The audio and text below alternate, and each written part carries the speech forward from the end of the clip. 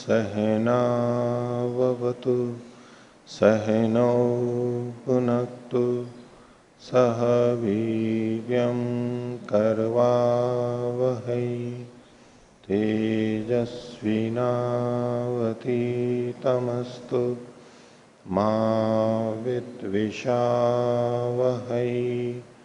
ओम शांति शांति शांति। न्याय दर्शन की 102वीं कक्षा न्याय दर्शन के 5वें अध्याय का प्रथम आन्यक हम देख रहे हैं और इसमें जाति का विषय चल रहा है। जातियां कितने प्रकार की होती हैं उसको एक एक करके उनको उदाहरण दे करके समझा रहे हैं। तो पीछे हमने 8 जातियों का विवरण देख लिया, पहले 2 बताया और फिर 6 को बताया। छठे सूत्र तक हमने देख लिया था। पिछले पाठ में से किन्हीं को पूछना है तो पूछ सकते हैं। ओम। चौथे सूत्र में 6 जातियां बताई थी और उनका आगे उत्तर बताया था 5वें सूत्र में, और आगे छठा सूत्र भी। तो दोनों में अलग अलग उत्तर है या ये विभाजन है, कैसे है? हाँ, अलग अलग है। छठे को हम जो देख सकते हैं साध्य सम और वर्ण्य सम इसमें, और बाकी शेष का उत्तर 5वें में। 5वें से बाकी शेष का उत्तर आएगा। और साध्याति देशाच दृष्टान्तोपपत्ते है, इसमें वर्ण्य सम और साध्य सम, इन दोनों का उत्तर यहां देखा जा सकता है। इन्होंने कुछ लिखा नहीं है, लेकिन इस तरह की संगति प्रतीत होती है। 603 पृष्ठ में लिखा है वैसे, जो हाँ, नीचे जो हिंदी भाष्य है, हाँ, उसमें दूसरे अनुच्छेद में जो कोष्टक में दिया, हाँ, क्या? इस प्रकार उपर्युक्त 6 जातियों या सिद्धांत मत से खंडन कर वर्ण्य अवर्ण्य तथा साध्य समा, इन 3 जातियों का दूसरा भी खंडन दिखाते हुए सूत्रकार कहते हैं। हाँ, तो ये तो लिखा ही था। फिर अवर्ण्य जो है ना, ये विचारणीय बात है कि अवर्ण्य सम का यहाँ उत्तर माने न माने। साध्यातिदेशाच, साध्य के धर्म को अतिदेश करने से दृष्टान्तोपपत्ति, दृष्टांत से जो सिद्ध हो रहा है, तो अवर्ण्य वाली बात तो मेरे को विचारणीय लगती है। वर्ण्य और साध्य सम, और ठीक है 5वें को से अगर सबका भी उत्तर हो जाता है तो ठीक है। मेरे को ऐसा लगता था कि बाकी का उत्तर तो 5वें से आ जाएगा और इनका इधर से आ जाएगा। ठीक है, और कुछ? तो आगे देखिए, पृष्ठ संख्या 604। अगली 2 जातियों को ले रहे हैं, प्राप्ति समा जाति और अप्राप्ति समा जाति। दोनों को 7वें सूत्र में बताया। सूत्र है प्राप्य साध्यम अप्राप्य वा हेतोः, अल्प विराम, प्राप्त्या अविशिष्टत्वात् अप्राप्त्या असाधकत्वाच्च प्राप्त्य प्राप्ति समौ। प्राप्ति और अप्राप्ति सम, प्राप्ति सम अप्राप्ति सम प्रतिषेध है ये। तो पहले वाला जो भाग है उसमें देखिए, हेतोः प्राप्य, हेतोः साध्यम प्राप्य अप्राप्य वा। पंचावयव में एक साध्य होता है या साध्य धर्म होता है और एक हेतु होता है। तो हेतु के द्वारा साध्य को सिद्ध किया जाता है, हेतु के द्वारा साध्य को सिद्ध किया जाता है। तो ये जातिवादी ये पूछ रहा है कि हेतु या तो साध्य को प्राप्त होकर के उसको सिद्ध करता है या तो अप्राप्त हुए होकर के सिद्ध करता है। हेतु साध्य को प्राप्त होकर के सिद्ध करता है या बिना प्राप्त हुए सिद्ध कर देता है। तो हेतु हो साध्यम प्राप्य अप्राप्य वा, हेतु साध्य से प्राप्त होकर यानी जुड़ करके उसको सिद्ध करता है या बिना जुड़े सिद्ध कर देता है? हेतु के द्वारा साध्य को सिद्ध किया जा रहा है तो उनमें कुछ संपर्क तो होना चाहिए ना। एक कुल्हाड़ी से हम किसी चीज को काट रहे हैं तो जिससे उसको सिद्ध कर रहे हैं तो उनका संयोग तो होना चाहिए। बिना संयोग हुए होगा क्या?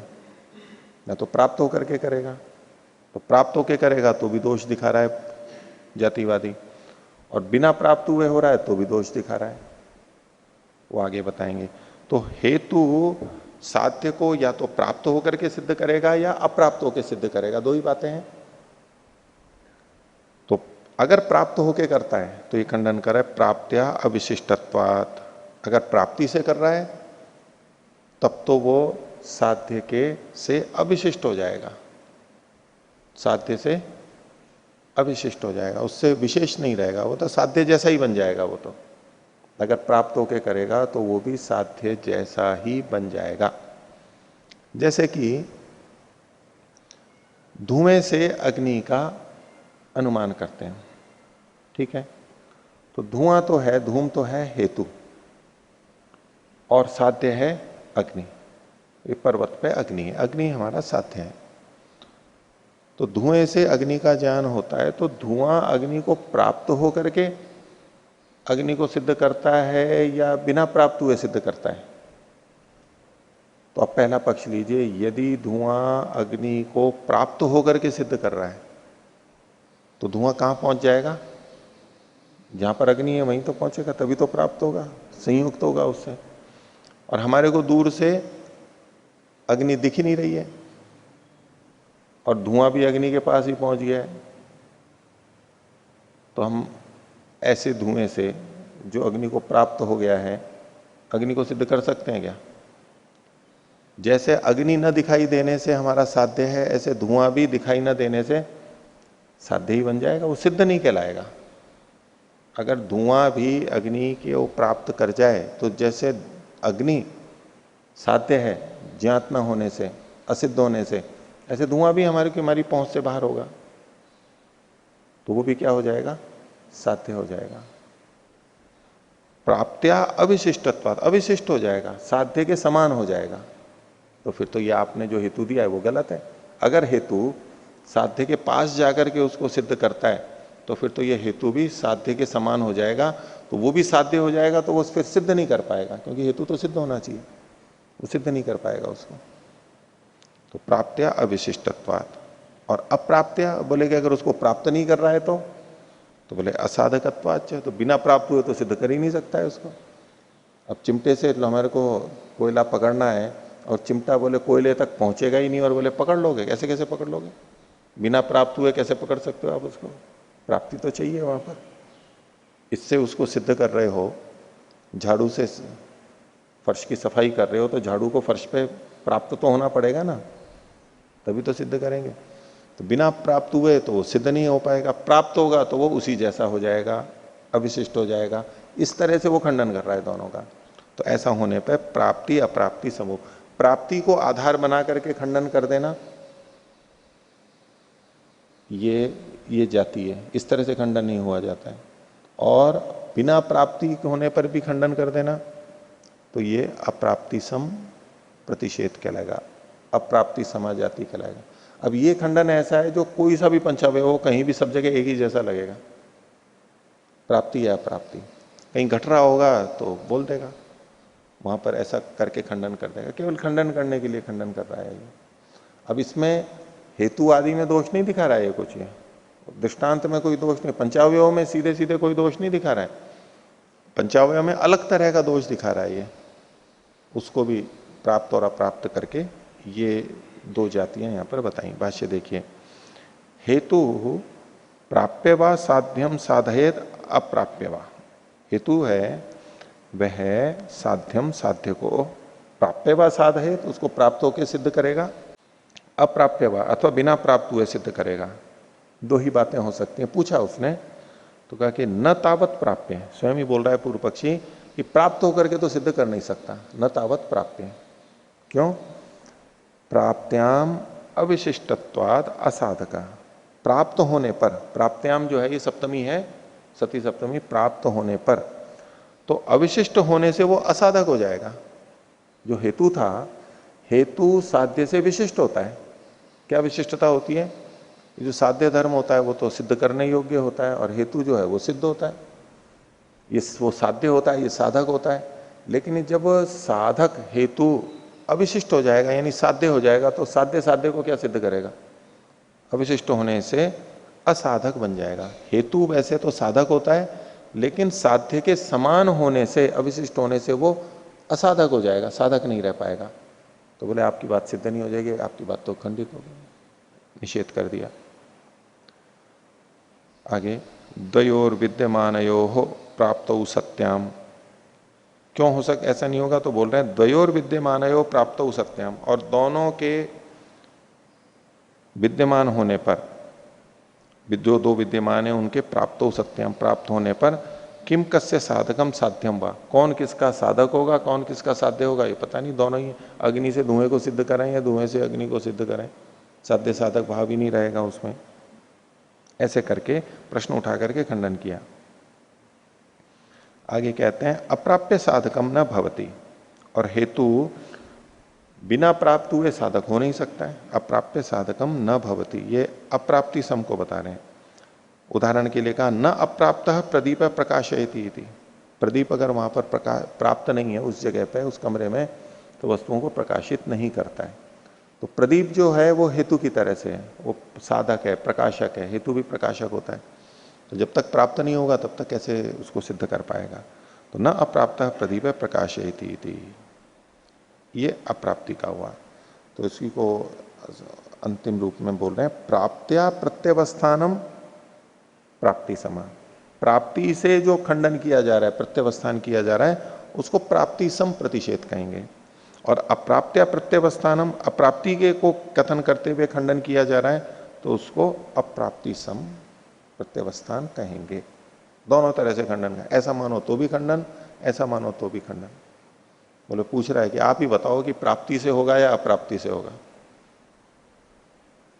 सामने वाले को पूछ रहा है, उसको पता है कि ये प्राप्ति कहेगा तो ऐसे खंडन कर दूंगा, अप्राप्ति कहेगा तो ऐसे खंडन कर दूंगा। दोनों तरह से खंडन कर रहा है, ये जाति है।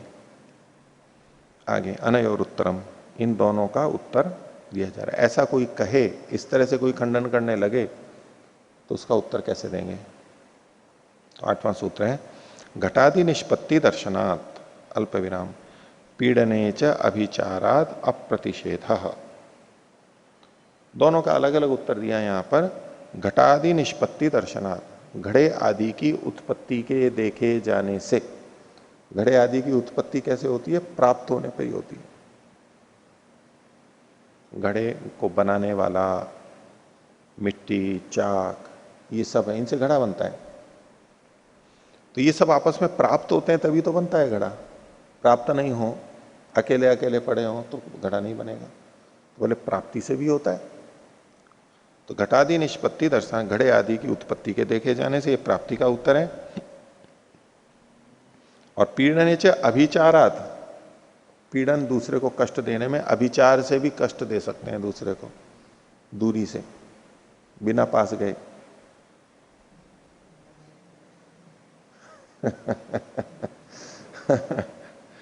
उसमें जो है ना, अब वो चलो वो विचारणीय बात है, उस तरह से उसको माने या न माने। तो उसमें शेने न अभिचरण यजेता,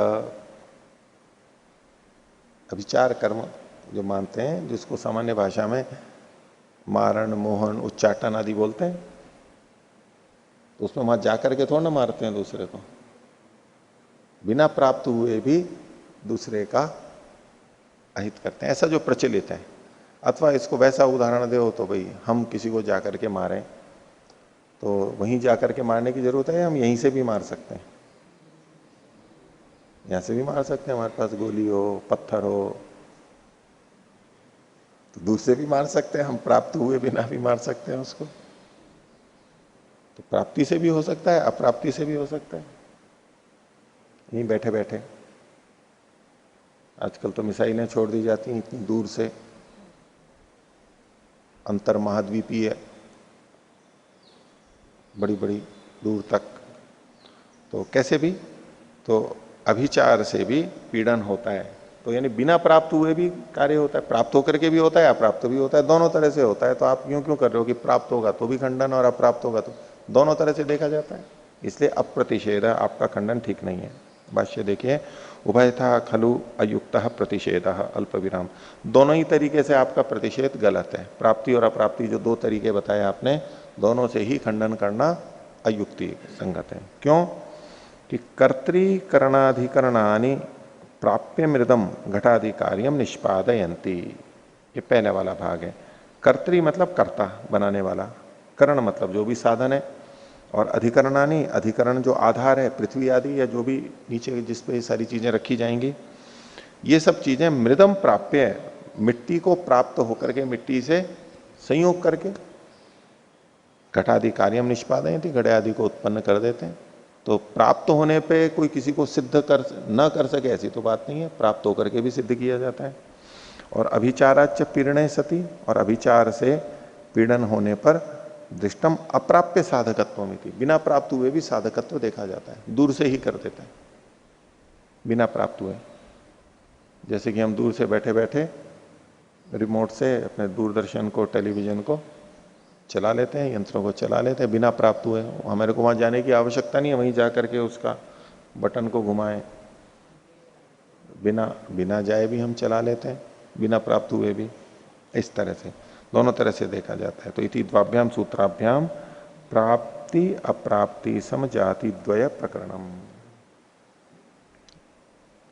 आगे देखिए, दृष्टांतस्य कारण अनपदेशात अल्प विराम प्रत्यवस्थानाच प्रतिदृष्टांतेन अल्प विराम प्रसंग प्रतिदृष्टांत समौ।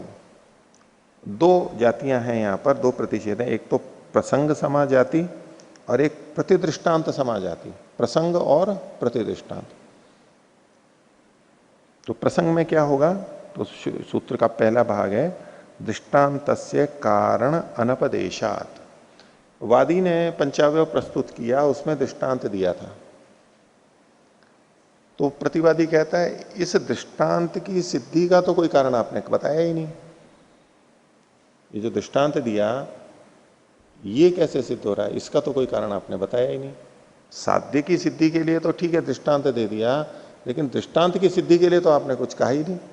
तो आपका दृष्टांत ही सिद्ध नहीं होगा, और दृष्टांत सिद्ध नहीं होगा तो आपका साध्य भी सिद्ध नहीं होगा। तो दृष्टांत के कारण का अनपदेश, न कहने के कारण से ये आक्षेप लगाएगा, अभी दृष्टांत का तो कोई कारण प्रमाण आपने दिया ही नहीं इसकी सिद्धि में। तो ऐसा करके जो खंडन करता है, तो भाई अगर दृष्टांत की सिद्धि के लिए फिर और कुछ ले लिया तो कहेंगे कि इसकी सिद्धि के लिए तो कुछ दिया ही नहीं है आपने।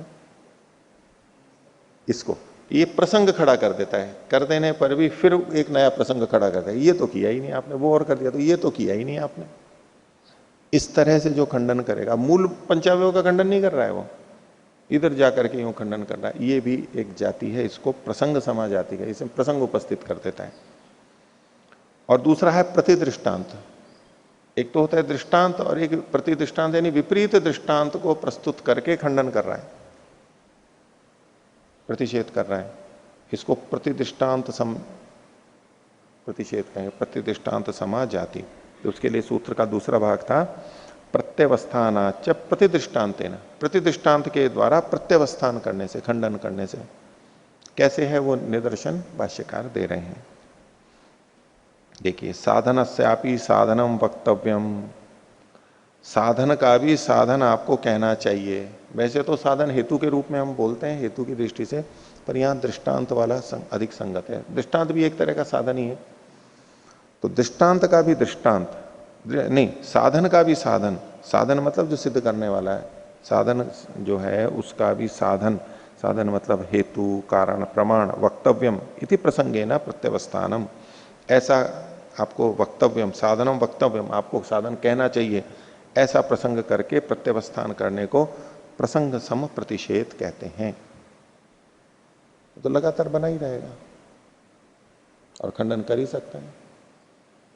ठीक है, कोई भी दृष्टांत दिया तो कहेगा भी ये कैसे, ये है, ये कैसे, और फिर और कुछ पूछे तो ये कैसे, फिर और पूछे तो ये कैसे, उसको सिद्ध करो, हर चीज को सिद्ध करो। जो भी प्रमाण प्रस्तुत करो बोले ये कैसे सिद्ध हो रहा है, पहले ये बताओ।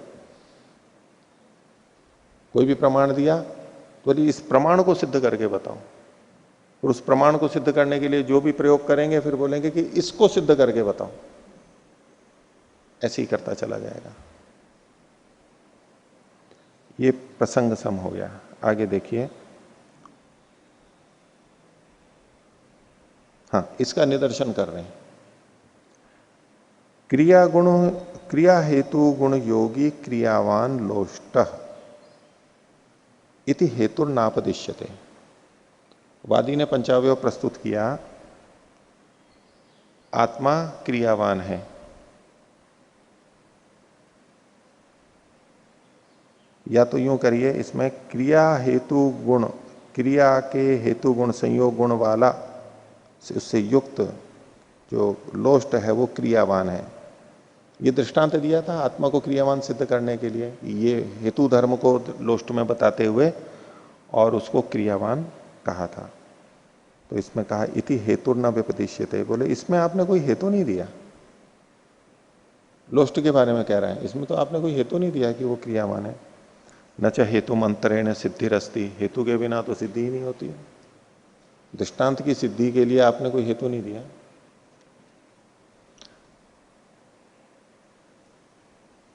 ये बस ये इतनी ही जाती है यहां पर। दृष्टांत की सिद्धि के लिए कोई आपने हेतु नहीं दिया। साध्य की सिद्धि के लिए हेतु दिया, फिर हेतु की सिद्धि या दृष्टांत की सिद्धि के लिए फिर कोई हेतु दो, वो तो आपने दिया नहीं है। वो दे भी दे कोई पूछे तो, क्योंकि कई बार ऐसा होता है ना कि हमने दृष्टांत दिया और सामने वाले को दृष्टांत ही समझ में नहीं आया तो हमें बताना होता है। वो पूछ सकता है वैसे तो, लेकिन ये क्या मान रहा है कि जैसे ही दृष्टांत दिया और उसको समझ में आया या नहीं आया, उसने बोला कि इसका कारण तो आपने बताया ही नहीं, बस कारण का न बताना ही दोष मान करके बोले कि आपका पक्ष खंडित है। या तो अवसर दे, भाई आपने जो दृष्टांत दिया है वो मेरे समझ में नहीं आ रहा, इसको समझाओ। वो ऐसे कुछ नहीं करेगा। जातिवादी बस यूं कहेगा इस दृष्टांत का कोई आपने हेतु नहीं दिया है, बिना हेतु के आपकी बात सिद्ध नहीं हो सकती, क्योंकि आपने हेतु नहीं दिया इसलिए आपकी बात गलत है। कर दिया बस खंडन, इतना। आगे देखिए, आगे प्रतिदृष्टांत सम। तो प्रतिदृष्टांत प्रत्यवस्थानम प्रतिदृष्टांत समः प्रतिषेध। विपरीत दृष्टांत दे करके खंडन करना, ये प्रतिदृष्टांत सम जाति कहलाएगा। पंचावयव देखिए, क्रियावान आत्मा प्रतिज्ञा है वादी की, हेतु है क्रिया हेतु गुण योगात, पहले की तरह से उदाहरण दिया लोष्टवत इत्युक्ते, ऐसा कहने पर, यानी प्रथम व्यक्ति ने ऐसा कह दिया।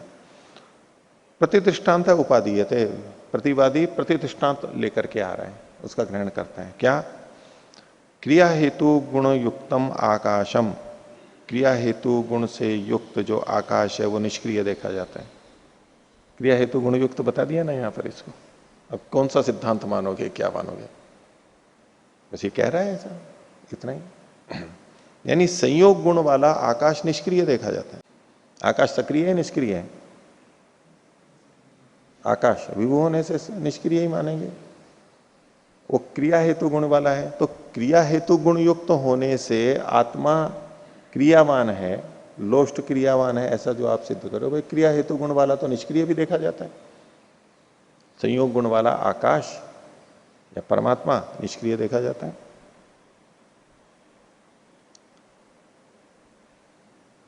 तो ऐसे में यदि उससे पूछे कि भाई आकाश में कौन सा क्रिया हेतु गुण है, तो बोले कह पुनः आकाश से क्रिया हेतु गुण, आकाश में ये संयोग गुण कौन सा है? तो उत्तर दे रहे हैं वायुना संयोग संस्कारापेक्षा, वायु के द्वारा, आकाश का वायु के साथ में जो संयोग है, वायुना वायु के साथ में, वायु के द्वारा जो संयोग है वो कैसा है? संस्कारापेक्षा, संस्कार की अपेक्षा रखता है। संस्कार मतलब वेग नाम के संस्कार की, क्योंकि वायु चलेगी तभी तो कहीं कहीं संपर्क करेगी ना। संयोग कब होगा? बिना गति के संयोग नहीं होगा। ऐसे वायु का यूं तो जहां है वायु वहीं खड़ी रहेगी तो भी, लेकिन ये संस्कारापेक्ष मतलब वेग नाम का संस्कार उसकी अपेक्षा रखते हुए वायु चल रही है तो चल रही है, तो उसका किसी आकाश के साथ में संयोग हो गया, इधर से चल के आई तो इस आकाश से संयोग हो गया। अब बाहर की कोई वायु है, वो कमरे के अंदर आई, तो वो हवा यहां आई तो कैसे उसका इस कमरे के आकाश से संयोग होगा? संस्कार की अपेक्षा से। वो वायु में वेग संस्कार है, वो चल के आ रही है तो संयोग होगा। वायु वनस्पति संयोग वदिति, उदाहरण दे रहा है, जैसे वायु और वनस्पति का संयोग होता है। वायु वनस्पति का संयोग कैसे होता है? वायु चलती है, पेड़ हिलते हैं, वो संयोग होता है वहां पर, उस संयोग की बात है। वो संस्कारापेक्ष होता है। वायु वेग नाम का संस्कार वायु में होता है, वो चल करके आके होता है तो वो संयोग हो जाता है। तो ऐसे ही आकाश के साथ भी हो जाएगा। तब देखिए ये खंडन कैसे किया इसने। प्रतिदृष्टांत क्या दिया? हेतु वही रखा, क्रिया हेतु गुण हेतु वही रखा, लेकिन उसने ऐसा उदाहरण दे दिया जो कि निष्क्रिय था। वादी ने दृष्टांत दिया था लोष्ट का, वो क्रिया हेतु गुण युक्त था और क्रियावान था, संयोग गुण से युक्त था और क्रियावान था। इसने क्रिया हेतु गुण युक्त लेकर के हेतु को लेते हुए ऐसा दृष्टांत दे दिया जो कि निष्क्रिय था। ये विपरीत दृष्टांत दे दिया। तो ये प्रतिदृष्टांत दे करके खंडन करने को प्रतिदृष्टांत समझाती कहते हैं। अब इसमें आपको ये लग रहा होगा कि ये खंडन तो ठीक ही है, ये खंडन तो ठीक ही है ना, गलत क्या है इसमें, इसको जाति क्यों बोल रहे हैं? ऐसा तो करते ही है ना हम, भाई उसने दृष्टांत दिया है तो हम उसका विपरीत दृष्टांत मिल रहा है तो देंगे ना उसको, क्योंकि उसकी व्याप्ति क्या बन रही थी वादी की? जो जो क्रिया हेतु गुण युक्त होता है वह क्रियावान होता है, यही तो व्याप्ति बनाएगा। वो साधारण में से उदाहरण दिया है तो ऐसे व्याप्ति बनेगी, अन्वय व्याप्ति बनेगी। तो ये इसका व्यभिचार दिखाएगा कि नहीं, देखो ये क्रिया हेतु गुण युक्त आकाश है और निष्क्रिय है, इसलिए आपकी व्याप्ति खंडित हो रही है, नित्य नहीं है व्याप्ति। तो ये तो करते ही है, फिर ये जाति क्यों हो गई? तो इसमें सामान्यतः हम जब प्रयोग करते हैं तो इस तरह प्रतिदृष्टांत दे सकते हैं। प्रतिदृष्टांत दे करके सामने वाले को खंडित करने की प्रक्रिया की जा सकती है। इसमें दोष क्या है? ये प्रतिदृष्टांत के साथ साथ अपनी सिद्धि भी मान रहा है, मैं जीत गया। ऐसा करते ही क्या सोच रहा है ये? मैं जीत गया। आक्षेप दिखाया जा सकता है, हम प्रतिदृष्टांत दे सकते हैं, लेकिन क्या ये जो प्रस्तुत कर रहा है तो ये किस तरह से प्रस्तुत कर रहा है? मैं जीत गया, तो इसकी व्याप्ति क्या बनेगी? इसकी व्याप्ति क्या बनेगी? अच्छा, ऐसा खंडन करके वो क्या सिद्ध करना चाहता है कि आत्मा निष्क्रिय है। प्रयोजन तो यही है। क्रिया हेतु गुण युक्त द्रव्य निष्क्रिय देखा जाता है तो आत्मा निष्क्रिय है, ये पक्ष अपना सिद्ध मान रहा है वो। तो क्या यहां ये व्याप्ति बनेगी कि जो जो क्रिया हेतु गुण युक्त होता है वह निष्क्रिय होता है? ऐसी व्याप्ति बन सकती है क्या? वो व्याप्ति भी खंडित हो रही थी, जो जो क्रिया हेतु गुण युक्त होता है वो क्रियामान होता है, इधर इसने खंडित कर दिया, तो इसकी भी तो व्याप्ति नहीं बनेगी। इसकी बात तो तब सिद्ध हो जब इसकी भी व्याप्ति बन रही हो। तो प्रतिदृष्टांत दे करके, प्रतिदृष्टांत दे सकते हैं उसको खंडन करने के लिए, लेकिन इससे हमारा पक्ष सिद्ध नहीं हो जाता है, प्रतिवादी का पक्ष सिद्ध नहीं हुआ है इससे, उसने केवल उसका खंडन किया है, केवल प्रतिदृष्टांत दे करके। तो इसलिए इसको जाति कह रहे हैं। वैसे हमें प्रतिदृष्टांत देना ही होता है, उसके साथ साथ हम बताते हैं कि आपकी व्याप्ति गलत है, देखो इसका दृष्टांत गलत है, क्योंकि इसमें हमें जाति को देखना है तो दोष तो देखना ही पड़ेगा। यहां अगर ऐसे प्रतिदृष्टांत नहीं दे, प्रतिदृष्टांत जब भी प्रतिदृष्टांत देंगे तो वो जाति में आ जाएगा, ऐसा नहीं है। हम प्रतिदृष्टांत दे करके उससे प्रश्न खड़ा कर रहे हैं और उसको कह रहे हैं कि भाई इसका उत्तर दो।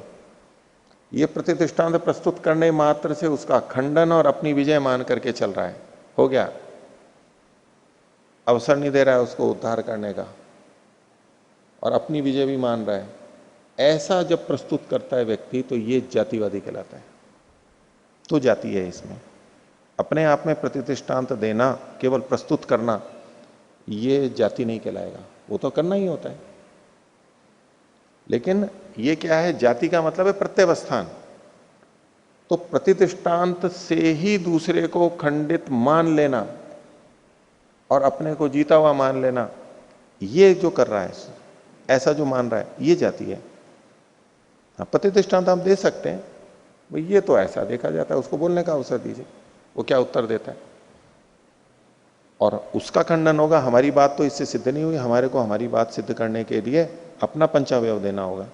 तो प्राय बातचीत में होता है कि जो विपरीत पक्ष होता है उसका खंडन कर दिया तो हम सोचते हैं कि हम जीत गए। ठीक है, दूसरे के प्रमाण का खंडन किया है, अभी दूसरे को आपने जीतने नहीं दिया, इतना है, लेकिन आप जीत गए ऐसा तो नहीं है। इससे फिर भी आपकी बात सिद्ध तो नहीं हो जाती, इससे दूसरे की खंडित हुई, उसका प्रमाण खंडित हुआ है, उसको बोलने दो, अभी दूसरा हेतु देने दो, दूसरा प्रमाण देने दो, चलने दो चर्चा। तो ऐसे प्रतिष्ठांत प्रस्तुत करता है इस शैली से, तो वो जाति के अंतर्गत आएगा, यानी ये निषिद्ध है, ऐसा नहीं करना चाहिए हमें। इतने मात्र से दूसरे का खंडन नहीं समझ लेना चाहिए और अपनी विजय नहीं समझ लेनी चाहिए। आगे अनयोर उत्तरम, इन दोनों प्रतिषेधों का, जातियों का उत्तर दे रहे हैं, प्रसंग सम और प्रतिष्ठांत सम। तो इनका जो दोनों का उत्तर है वो अगले दो सूत्रों से दिया जा रहा है। ये जो 10वां सूत्र है, इससे केवल एक का, पहले वाले का उत्तर दिया जा रहा है। प्रतिष्ठांत सम का उत्तर 11वें से दिया जाएगा, अभी केवल प्रसंग सम का उत्तर दिया जा रहा है। तो 10वां सूत्र है, प्रदीपोपादान प्रसंग निवृत्तिवत तद विनिवृत्ति ही। प्रदीप के, दीपक के उपादान यानी ग्रहण से प्रसंग की निवृत्ति हो जाने के समान वहां पर भी निवृत्ति हो जाएगी, प्रसंग की निवृत्ति हो जाएगी, ये कोई दोष नहीं होता है। प्रदीप के उपादान से मतलब कैसे, तो उससे पूछते हैं कि भाई दीपक को लेके आए, दीपक किस लिए लेके आए, दीपक को ग्रहण किया किस लिए, वस्तुओं को जानने के लिए। दीपक प्रमाण साधन के रूप में हुआ और अन्य वस्तुएं साध्य के रूप में हुई। अब दीपक लेकर के आए, तो बोले दीपक को जानने के लिए फिर क्या करना पड़ेगा, एक और दीपक लेके आएंगे ना। बोले दीपक से वस्तुएं तो सिद्ध हो गई, लेकिन दीपक तो सिद्ध नहीं हुआ, दीपक की सिद्धि के लिए आप एक और दीपक लेके आओ। ये प्रसंग खड़ा कर दिया। ये प्रसंग आता है क्या, नहीं आता है, दीपक सिद्ध है। अब उसके लिए एक दीपक और लेकर के आए, तो बोले अच्छा चलो इस दीपक से उस दीपक की तो सिद्धि हो गई, अब इस दीपक की सिद्धि के लिए आप एक दीपक और लेके आओ, एक साधन और लेके आओ साधन की सिद्धि के लिए। तो साधन जो होता है वो तो सिद्ध होता है, उसकी सिद्धि के लिए आगे और प्रसंग नहीं बनता है। जैसे यहां नहीं बनता है, ऐसे यहां पर भी नहीं बनेगा। भाष्य, इदम तावदयम पृष्ठो वक्तुम अर्हति। अयम का मतलब है यहां पर वादी, जो पहला था, अयम पृष्ठः, ये पूछा गया, यानी प्रतिवादी के द्वारा ऐसा पूछे जाने पर जो पीछे आक्षेप दिया था प्रसंग का, तो एवं वक्तुम अर्हति, वो ऐसा कह सकता है, वादी को ऐसा बोलना चाहिए कि अथ के प्रदीपम उपादते। बोले प्रदीप का ग्रहण कौन करते हैं, किमर्थम वा इति, किस लिए करते हैं, प्रदीप का ग्रहण कौन करते हैं और किस लिए करते हैं, पहले ये बताओ। बात सामान्य सी है, लेकिन इसी से उसको उत्तर पा करके और यहां समाधान करेंगे, उसी के मुंह से निकलवाएंगे। तो कहा दिदृक्षमाणा दृश्य दर्शनार्थम इति। तो कौन लोग प्रदीप को लेते हैं, तो बोले दिदृक्षमाणा, देखने की इच्छा करने वाले दीपक को लेते हैं, पहले का उत्तर हो गया। और किमर्थम वा इति, किस लिए लेते हैं, तो दृश्य दर्शनार्थम, देखने योग्य चीजों को देखने के लिए प्रदीप को लेते हैं, ये दो उत्तर हो गए। तो बोले अथ प्रदीपम दिदृक्षमाणा प्रदीपांतरम कस्मान न उपादते, दीपक को देखने की इच्छा वाले दूसरे दीपक को क्यों नहीं लेते हैं। अंतरेणापि प्रदीपांतरम दृश्यते प्रदीप अल्प विराम, प्रदीप जो है वो प्रदीपांतर के बिना भी दिखाई दे रहा है। तत्र प्रदीप प्रदर्शनार्थम प्रदीपोपादानम निरर्थकम। तो प्रदीप को दिखाने के लिए दूसरे प्रदीप का लाना निरर्थक होता है। बस ऐसा ही यहां पर लेंगे कि अथ दृष्टांत किमर्थम उच्यते इति। बोले अच्छा दृष्टांत किस लिए लेकर के आते हैं? जैसे ये पूछा था प्रदीप किस लिए लेके आते हैं, बोले दृष्टांत किसके लिए लेके आते हैं? तो बोले अप्रज्ञात से प्रज्ञापनार्थम इति, जो ज्ञात नहीं है उसको जनाने के लिए, उसको जानने के लिए। अथ दृष्टांते कारणापदेश किमर्थम दृश्यते, या दृश्यते लिखा है, इसकी जगह इष्यते कर लीजिए या मृष्यते कर लीजिए, पाठ भेद है। दृश्यते तो गलत ही है, किमर्थम इष्यते, कि दृष्टांत में कारण का कथन किस लिए आपके द्वारा चाहा जा रहा है। पूर्व पक्षी से पूछ रहा है, प्रतिवादी से पूछ रहा है वादी कि आप दृष्टांत की सिद्धि के लिए जो दूसरा और प्रमाण मांग रहे हो वो आपके द्वारा क्यों पूछा जा रहा है, क्यों उसकी सिद्धि के लिए आप कारण पूछ रहे हो। अथ दृष्टांते कारणापदेश किमर्थम इष्यते या तो मृष्यते, एक ही अर्थ है। बोले यदि प्रज्ञापनार्थम, बोले उसको जनाने के लिए, अगर आप ये कहो कि वे दृष्टांत को भी जनाना है, अन्यों को जनाने के लिए दृष्टांत लाए थे, दृष्टांत को जनाने के लिए फिर और लेकर के आओ, तो उसको जनाने के लिए प्रज्ञापनार्थम। तो उसके उत्तर दे रहा है सिद्धांति, प्रज्ञा तो दृष्टांत है, दृष्टांत तो प्रज्ञात ही है, जाना हुआ ही है, उसको जानने के लिए किसी और चीज की आवश्यकता नहीं है। क्यों? फिर दृष्टांत का लक्षण दे रहे हैं, स खलु लौकिक परीक्षकाणाम यस्मिन् अर्थे बुद्धि साम्यम स दृष्टांतः। क्योंकि दृष्टांत तो होता ही वही है जिसमें लौकिक और परीक्षकों का जिस अर्थ में बुद्धि साम्य होता है वही दृष्टांत होता है। और जब ऐसा लिया गया है तो वो तो सिद्धि है, फिर उसकी सिद्धि के लिए आप दूसरा कारण ढूंढ रहे हो, पूछ रहे हो, ये क्यों? ये व्यर्थ है। तत्प्रज्ञापनार्थ कारणापदेशो निरर्थक। तो दृष्टांत को जनाने के लिए दूसरे कारण का कथन, कारण को पूछना, ये निरर्थक है। इति प्रसंग समस्या उत्तरम, प्रसंग सम का उत्तर हो गया। ठीक है, आवश्यक ही नहीं है, उसने जबरदस्ती दोष दे दिया था। अब प्रतिदृष्टांत का देखिए, अथ प्रतिदृष्टांत समस्या उत्तरम, 11वां सूत्र, प्रतिदृष्टांत हेतुत्वे च न अहेतुर दृष्टांत। बोले प्रतिदृष्टांत का हेतुत्व होने पर, उसके प्रस्तुत होने पर या साधक होने पर भी, प्रतिदृष्टांत यदि साधक है भी तो प्रतिदृष्टांत हेतुत्वे च न अहेतुर दृष्टांत, जो दृष्टांत दिया था वो अहेतु या असाधक नहीं हो जाता है। प्रतिदृष्टांत देने मात्र से दृष्टांत खंडित नहीं होता है, यही उत्तर है। आपको खंडित करना पड़ेगा, उसमें बताना पड़ेगा, केवल प्रतिदृष्टांत देने मात्र से नहीं खंडित होगा। आपका प्रतिदृष्टांत भी सिद्ध होना चाहिए और दूसरे का दृष्टांत आपको खंडित करना चाहिए, तब जाकर के बात बनेगी। केवल प्रस्तुति मात्र से खंडन मान लेना, अपनी जीत मान लेना, ये गलत है।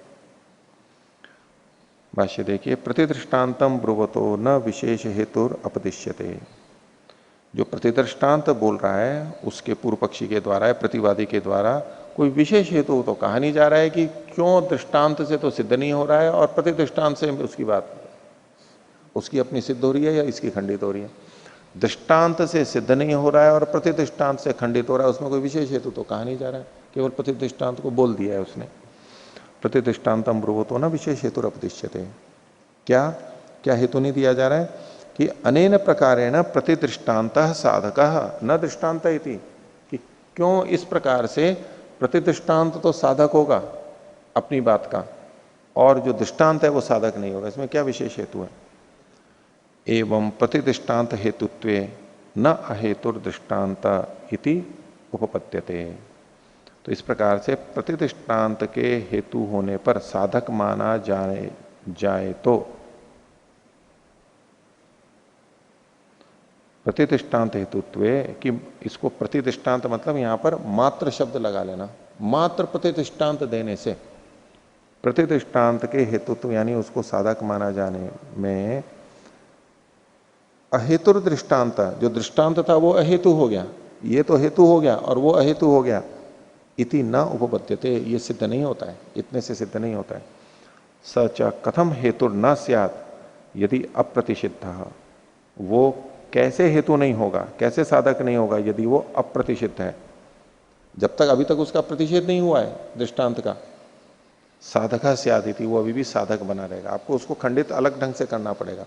केवल प्रतिदृष्टांत देने मात्र से खंडन नहीं हो जाता। जाति इतनी ही है कि मात्र प्रतिदृष्टांत दे करके वो दूसरे का खंडन समझ रहा है। प्रतिदृष्टांत दिया जाएगा, लेकिन प्रतिदृष्टांत के साथ साथ आपको कुछ और भी बोलना पड़ेगा कि ये आपकी व्याप्ति ठीक नहीं है, आपका ये हेतु वे विचार को प्राप्त हो रहा है। केवल प्रतिदृष्टांत देने मात्र से खंडन नहीं हो जाता। इतने ही अंश में ये जाती है। इति त्रिभी सूत्र प्रसंग प्रतिदृष्टांत सम प्रकरणम। तो अब तक ये 12 जातियां हो गई। अगली देखिए 12वां सूत्र 13वीं जाति है प्राग उत्पत्ते है कारणाभावात अनुत्पत्ति समाह। अनुत्पत्ति सम प्रतिषेध है, अनुत्पत्ति समा जाति है। अनुत्पत्ति को आधार बना करके जो खंडन किया जाता है वो अनुत्पत्ति समा जाति कहलाएगा। कैसे कि प्राग उत्पत्ति है, उत्पत्ति से पहले, कार्य द्रव्य घटपट आदि जो है उससे उत्पत्ति से पहले कारण अभावात, उसके सिद्धि का जो कारण है कार्य की, उसका जो हेतु है उसके न होने से, उत्पत्ति के कारण का अभाव होने से, प्राग उत्पत्ति, उत्पत्ति से पहले कारण का यानी साधक जो हेतु है उसका अभाव होने से जो खंडन किया जाता है वो अनुत्पत्ति सम कहलाता है। ये भी निदर्शन से स्पष्ट होगा। पंचावयव इसमें ये बना रहे हैं वादी का अनित्य शब्द, शब्द अनित्य है। हेतु प्रयत्नानंतरीय कत्वात्। हम वैसे बोलते हैं कई बार उत्पत्ति धर्मकत्वात्, उसकी जगह क्या कहा प्रयत्नानंतरीय कत्वात्, प्रयत्न के अनंतर उत्पन्न होने वाला होने से। भी घड़ा या कोई भी अनित्य वस्तु उत्पन्न तो किसी न किसी प्रयत्न के बाद में उत्पन्न हो रही है। तो शब्द अनित्य है क्योंकि प्रयत्न के बाद में वो उत्पन्न होता है, बिना प्रयत्न के नहीं होता है। प्रयत्नानंतरी, प्रयत्न के बाद में उत्पन्न होने से। उदाहरण दिया घटवत, घड़े के समान, घड़ा भी प्रयत्न के बाद में ही होता है। तो प्रयत्न के बाद में उत्पन्न होना ये हेतु के रूप में प्रस्तुत किया जा रहा है। इत्युक्ते अपरा आह, दूसरा बोलता है जो प्रतिवादी है। प्राग उत्पत्ते है, उत्पत्ति के पहले, अनुत्पन्ने शब्दे, जिस समय शब्द उत्पन्न नहीं हुआ था उस समय में, ठीक है, उस शब्द की जो कोई विशेष शब्द है उसकी उत्पत्ति के पहले वो उत्पन्न नहीं हुआ था, ठीक है। तो प्राग उत्पत्ते है अनुत्पन्ने शब्दे प्रयत्नानंतरीयकत्वम अनित्यत्व कारणम नास्ति। उस समय प्रयत्नानंतरीयकत्व ये हेतु है या नहीं? नहीं है। प्रयत्नानंतरीयकत्व ये हेतु शब्द के अनित्यत्व का कारण है। अनित्यत्व में हेतु बन रहा है ना, जो जो चीज प्रयत्न के बाद में उत्पन्न होती है वह अनित्य होती है। शब्द जब उत्पन्न नहीं हुआ है उस समय ये प्रयत्नानंतरीयकत्व हेतु है या नहीं है? नहीं है। अब प्रयत्नानंतरीयकत्व नहीं है, प्रयत्नानंतरीयकत्व होता तो शब्द अनित्य होता, और प्रयत्नानंतरीयकत्व नहीं है तो शब्द कैसा होगा? नित्य हो जाएगा। भाई प्रयत्नानंतरीयकत्व हेतु के कारण ही तो अनित्यता आ रही थी, और प्रयत्नानंतरीयकत्व है नहीं अभी, तो वो फिर नित्य हो जाएगा। तो प्रयत्नानंतरीयकत्वम अनित्यत्व कारणम नास्ति, अनित्यत्व का कारण जो प्रयत्नानंतरीयकत्व है वो नहीं है।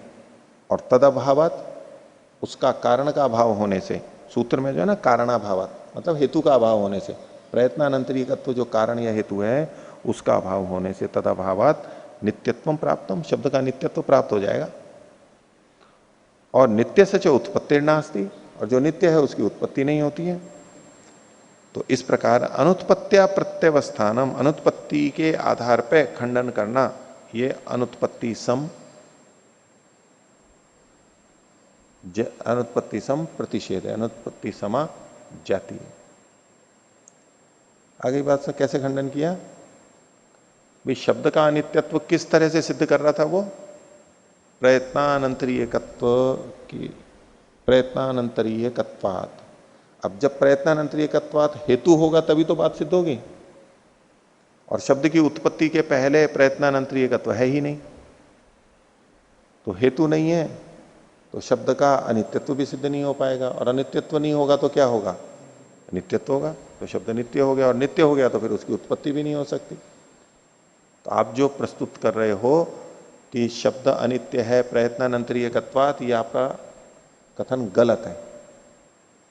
इस तरह से जिसने खंडन किया तो वो अनुत्पत्ति सम प्रतिषेध कहलाएगा। तो सूत्र में क्या था, प्राग उत्पत्ति कारणाभावात, उत्पत्ति के पहले, शब्द की उत्पत्ति के पहले उसकी सिद्धि का जो कारण था, हेतु था, उसका अभाव होने से, ऐसा करके जब खंडन करता है तो अनुत्पत्ति सम कहलाता है। ठीक है, विचित्र खंडन है, ऐसा हम खंडन करते नहीं है, लेकिन कोई कर दे, किसी के बुद्धिमान होते हैं ना कई, बड़े विचित्र विचित्र ढंग से खंडन करते हैं, कुछ कुछ चीज निकल के आएगी। तो देखो इसका उत्तर दे रहे हैं 13वां सूत्र, अस्योत्तरम तथा भावाद उत्पन्नस्य कारणोपपत्ते है न कारण प्रतिषेध। अंत में कहा न कारण प्रतिषेध है, आप कारण का प्रतिषेध नहीं कर सकते। पूर्व पक्षी ने या प्रतिवादी ने क्या किया था, कारण जो हेतु था उसका प्रतिषेध कर दिया था, ये हेतु ही नहीं है इस। तो इसका उत्तर क्या है, उत्पन्न से तथा भावात, जो उत्पन्न हो गया है, कौन, शब्द, जैसे शब्द का विषय था, जो उत्पन्न हो गया उसके वैसा होने के कारण से, उस स्वरूप वाला होने के कारण से, कारणोपपत्ति, कारण की सिद्धि होने से कारण का प्रतिषेध नहीं कर सकते। अब इसने एक शब्द के लिए क्या कर दिया, जब शब्द उत्पन्न ही नहीं हुआ था तब ये कह रहा था, बोले हेतु तो कब लगेगा, उत्पन्न होने के बाद में ही तो लगेगा, शब्द जब होगा तभी तो लगेगा। जब शब्द उत्पन्न हो गया तभी तो कहेंगे प्रयत्नानंतरीयकत्वात्, और उससे पहले शब्द ही नहीं है तो उसकी आप नित्यता भी क्या सिद्ध करोगे, उत्पत्ति के पहले शब्द की नित्यता हो जाएगी, उत्पन्न ही नहीं हुआ है अभी तो जो हेतु दिया प्रयत्नानंतरीयकत्वात्, ये तो उत्पत्ति के बाद ही तो लगेगा, शब्द है ही नहीं और आप बोलो कि वो हेतु नहीं है इसलिए वो नित्य हो जाएगा। गलत खंडन था। भाष्य तथा भावाद उत्पन्नस्य इति, सूत्र में जो तथा भावाद उत्पन्नस्य है उसी को लिखा है, खोल रहे हैं, उत्पन्न खलु अयम शब्द इति भवति। उत्पन्न खलु यानी उत्पन्न होने के बाद ही अयम शब्द है इति भवति, अयम शब्द है पे चाहे विपरीत अल्प विराम ले लीजिए, अयम शब्द, ये शब्द है, ये कब कथन होता है, उत्पन्न होने के बाद में। ये शब्द है, ये व्यवहार कब होता है, उत्पन्न होने के बाद में। उत्पन्न है खलु अयम शब्द इति भवति, प्राग उत्पत्ति शब्द एव नास्ति, उत्पत्ति के पहले तो शब्द ही नहीं था। उत्पन्न से शब्द भावात शब्दस्य सतः प्रयत्नानंतरीयकत्वम अनित्यत्व कारणम उपपद्यते। उत्पन्न से शब्द भावात, उत्पन्न जो हो गया है उसी के शब्द रूप होने से, शब्दत्व तभी आएगा शब्द भाव होने से, शब्द से सतः, शब्द के होते हुए, प्रयत्नानंतरीयकत्वम, प्रयत्नानंतरीयकत्व ये जो हेतु है, अनित्यत्व कारणम उपपद्यते, ये अनित्यत्व का कारण या अनित्यत्व का हेतु बन पाता है, शब्द के होने पर यह अनित्यत्व का कारण बनता है, प्रयत्नानंतरीयकत्व, उससे पहले नहीं। कारणोपपत्ते है अयुक्तो अयम दोष, और कारण चूंकि सिद्ध होता है, जब शब्द होता है तो ये हेतु हमेशा ठीक बनेगा, तो कारण के उपपन्न सिद्ध होने से, सत्य सिद्ध होने से अयुक्तो अयम दोष, जो आपने दोष दिखाया था ये दोष, ये अयुक्त है, असंगत है। कौन सा दोष दिखाया था, आगे का कथन है, वो विपरीत अल्पविराम में ले सकते हैं, प्राग उत्पत्ति कारणाभावादिति, 12वें सूत्र में जो हेतु दिया था वादी प्रतिवादी ने, प्राग उत्पत्ति कारणाभावात, उसी को देते हुए कहा कि ये जो आपने प्रतिषेध किया हेतु से वो ठीक नहीं है, गलत है। इति द्वाभ्याम सूत्राभ्याम अनुत्पत्ति प्रकरण समः, अनुत्पत्ति सम प्रकरणम। आगे देखिए, अब एक और जाति का प्रयोग है, संशय सम जाति, संशय समा जाति, संशय सम प्रतिषेध। तो क्या करते हैं, सामान्य दृष्टांतयोः ऐन्द्रियकत्वे समाने अल्पविराम नित्यानित्य साधर्म्यात् संशय समः। वादी ने जो पंचावयव प्रस्तुत किया उसमें संशय को पैदा करके उसका खंडन मान रहा है, और वो भी संशय गलत ढंग से पैदा करके। वादी के पंचावयव में संशय पैदा करके ये कह रहा है कि ये खंडित हो गया, ये भी जाती है, संशय समझाती है। तो क्या किसका कहा? सामान्य दृष्टांत हो, सामान्य और दृष्टांत में। सामान्य क्या होता है? सामान्य जाति। सामान्य का मतलब जाति। जाति और दृष्टांत में, इन दोनों में इंद्रियकत्व समान है, इंद्रियकत्व की समानता को देख करके। इंद्रियकत्व का मतलब है इंद्रिय ग्राह्यत्व। जैसे कि घट को लिया तो घट इंद्रिय ग्राह्य है, और जो घटत्व है वो कैसे पता लगता है? तो न्याय दर्शन के अनुसार वो भी उसी इंद्रिय से पता लगता है जिस इंद्रिय से द्रव्य पता लगता है। जाति का भी पता उसी से लगता है। तो जाति यानी सामान्य, सामान्य यानी जाति, उसका भी इंद्रियकत्व यानी इंद्रिय से जानी जाती है, और जो दृष्टांत वो वस्तु है वो भी इंद्रिय से जानी जा रही है। इस दृष्टि से समानता देखते हुए तो सामान्य दृष्टांतयो इंद्रियकत्व समान है। इंद्रियकत्व की दृष्टि से समानता होने पर नित्य अनित्य साधर्म्यात्, बोले नित्य और अनित्य में तो समानता है। अब जाति और दृष्टांत में जाति जो होती है, सामान्य जो होता है वो तो नित्य होता है, जाति को नित्य माना है, और वो जो द्रव्य है व्यक्ति वो अनित्य है, घट या गो जो भी है। तो इन दोनों में नित्य और अनित्य में समानता हुई ना। क्या समानता हुई? इंद्रियकत्व, इंद्रिय से ग्राह्यत्व, ये दोनों में समानता हुई। तो इसके आधार पर समान होने से वो फिर खंडन करेगा, संशय पैदा करके। ये तो पता नहीं लग रहा है कि ये नित्य है या अनित्य है। देखिए निदर्शन है अनित्य शब्द, शब्द अनित्य होता है। वही है पंचावय प्रयत्नानंतरीय कत्वात् घटवत इत्युक्ते, ऐसा पहले व्यक्ति ने कहा। इत्युक्ते हेतु संशयेन प्रत्यवतिष्ठते, हेतु के विषय में संशय से वो खंडन करता है, हेतु में संशय पैदा करके और फिर खंडन करता है। कैसे? बोले सती प्रयत्नानंतरीयकत्वे अस्ति एव अस्य नित्येन सामान्येन साधर्म्यम इंद्रियकत्वम। बोले जो शब्द है इसके प्रयत्नानंतरीयकत्व होते हुए भी, प्रयत्नानंतरीयकत्व हेतु था, प्रयत्नानंतरीयकत्व के होते हुए भी, सती प्रयत्नानंतरीयकत्व ये होते हुए भी, अस्ति एव अस्य नित्येन सामान्येन साधर्म्यम।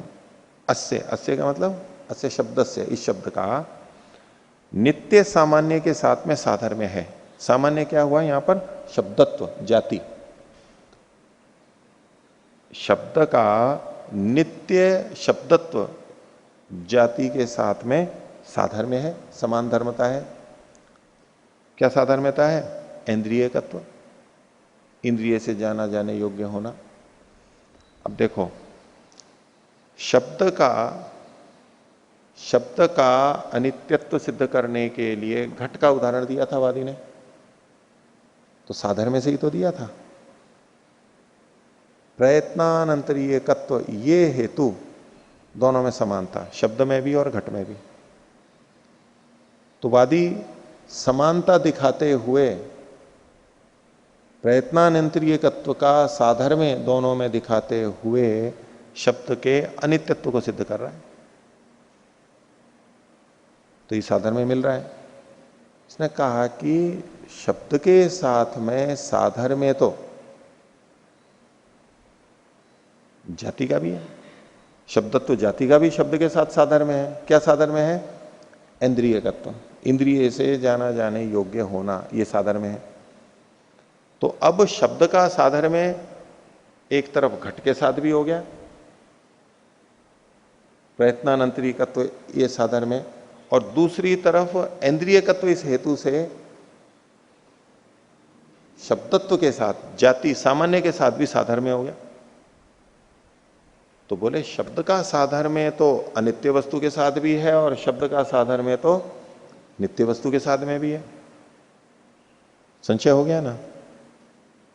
इस संशय में ला करके खंडन कर देना, इसलिए आपकी बात ठीक नहीं है।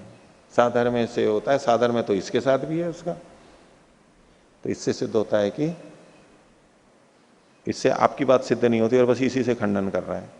फिर से देखिए दूसरी पंक्ति, सती प्रयत्नानंतरिकत्व, प्रयत्नानंतरिकत्व है तो भी अस्ति एव अस्य नित्येन सामान्येन साधर्म्यम, इस शब्द का नित्य साधर्म्य के साथ, साधर्म्य जो है नित्य सामान्य जो है शब्दत्व जाति, उसके साथ साधर्म्य है कौन सा? इंद्रियगत्व। अस्ति च घटेन अनित्येन, और अनित्य घट के साथ भी उसका साधर्म्य है, जैसा कि वादी ने रखा था। तो इस प्रकार नित्यानित्य साधर्म्यात, नित्य के साथ भी साधर्म्य है, अनित्य के साथ भी साधर्म्य है, इसलिए अनिवृत्त संशय है, इसलिए संशय निवृत्त नहीं हुआ, ऐसा करके खंडन कर दिया सामने वाले का। ये भी जाती है, ये संशय समझाती है। ठीक है, साधर्म्य और वैधर्म, साधर्म्य से उल्टा देकर के संशय को पैदा करके ये खंडन कर रहा है, इसलिए इसको संशय समझाती कहते हैं।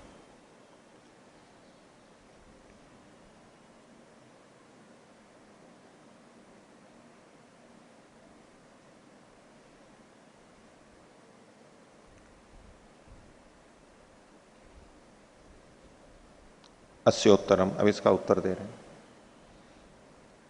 साधर्म्यात् संशये अल्प विराम, न संशयो वैधर्म्यात् अल्प विराम, उभयथा वा संशये अत्यंत संशय प्रसंगो अल्प विराम, नित्यत्व अनभ्युपगमाच्च सामान्यस्य अप्रतिषेधः। कह रहे हैं कि साधर्म्यात् संशय, बोले ठीक है, साधर्म्य से संशय होता है। संशय के लिए पीछे बताया ना, संशय कैसे उत्पन्न होता है। साधर्म्य से संशय होता है ना, स्थाणु और पुरुष में जो संशय होता है वो साधर्म्य से ही तो होता है। यहां भी इसने साधर्म्य दिखा दिया, इससे भी साधर्म्य है, इससे भी साधर्म्य है, उभय कोटि स्प्रिक हो रहा है, संशय पैदा हो रहा है। तो ये ठीक है कि साधर्म्यात् संशय, संशय से साधर्म्य से संशय होने पर भी न संशयो वैधर्म्यात्, वैधर्म्य के आने पर संशय नहीं हो जाता है। यानी विशेष धर्म जब आ जाता है तो संशय नहीं रहता है। स्थाणु और पुरुष में पुरुष का ज्ञान हमारे को किससे होता है? विशेष धर्म से, वैधर्म से ही तो होता है। वैधर्म के आते ही संशय समाप्त हो जाता है। तो वैधर्म के आने पर साधर्म हट जाता है क्या स्थाणु और पुरुष का? तो नहीं हटता, बना हुआ ही रहता है। लेकिन विशेष धर्म आ गया है तो संशय समाप्त हो जाता है। न संशयो वैधर्म्यात्।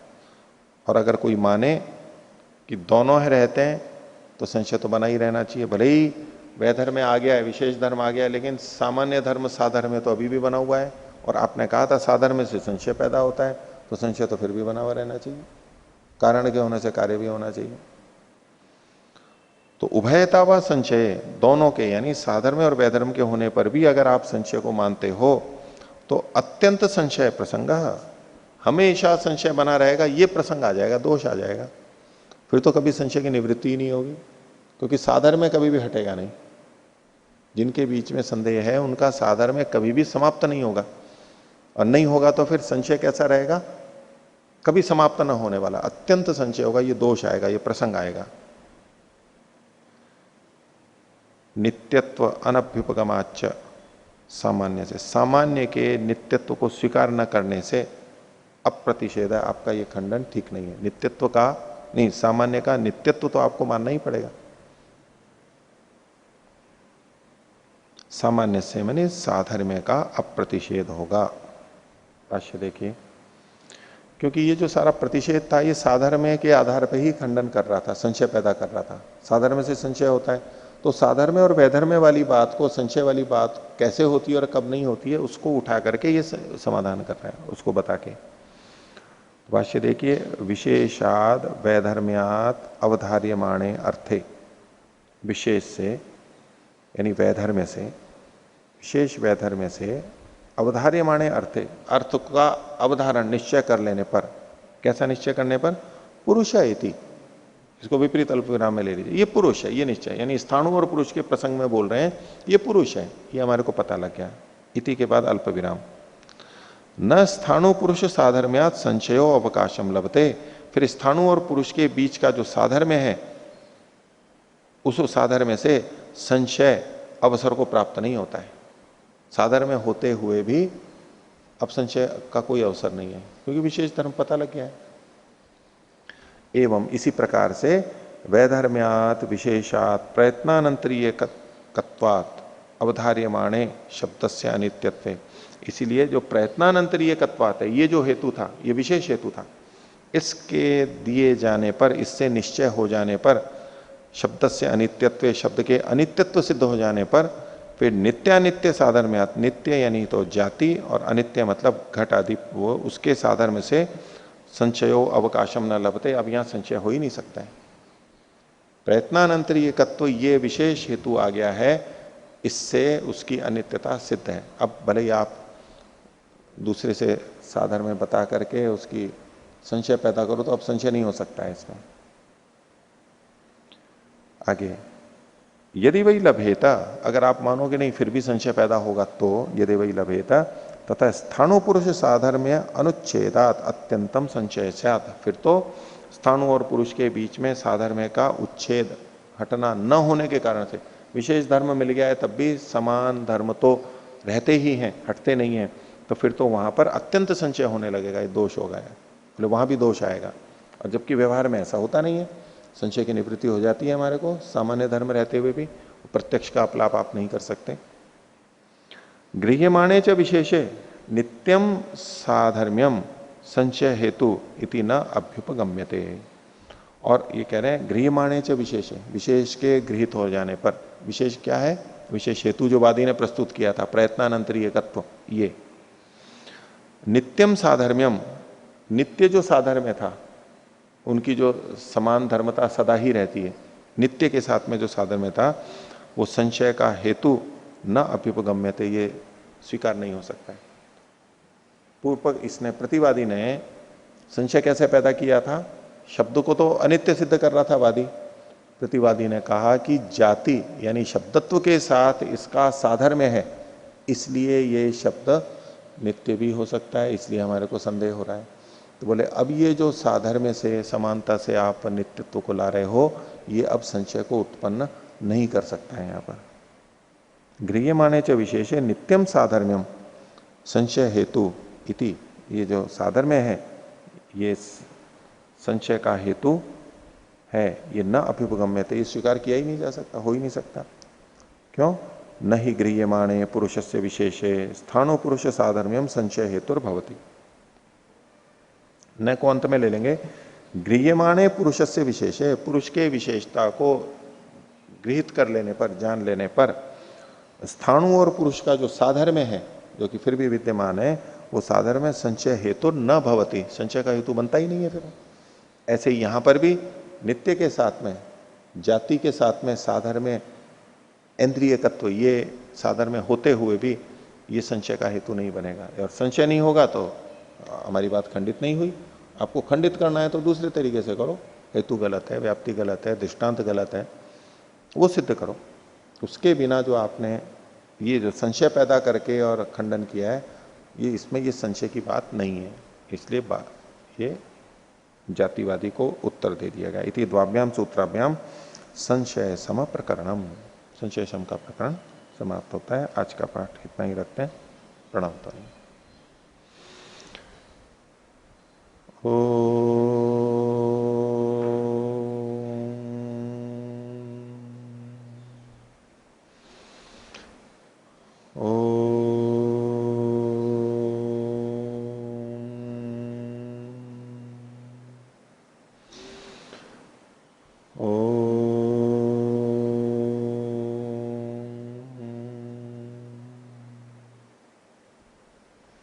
सभी को सादर अभिवादन।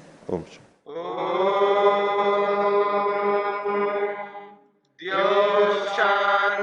शांतिरंतरिक्षम शांति पृथिवी शांतिरापः शांतिरोषधयः शांति वनस्पतयः शांतिर्विश्वे देवा शांतिर्ब्रह्म शांति सर्वं शांति शांतिरेव शांति क्षमा शांतिरेधि।